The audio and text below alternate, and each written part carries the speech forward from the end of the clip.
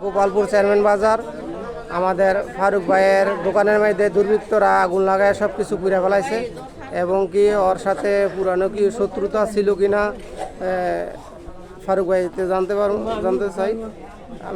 আপনার সাথে কোনো পুরানো শত্রুতা ছিল কিনা? আমাদের কাছে শত্রু নাই। আমার শালা বড়টা মানিককে কয়দিন আগে নিয়ে এক ইয়াতে আলগামারিত নিয়ে মাইরে লাইতে ছিল, খবর পাই আমরা গেছি ওইখানে। পরের থেকে সে আমাদের ফ্যামিলির একটার পর একটা ক্ষতি করতেছে।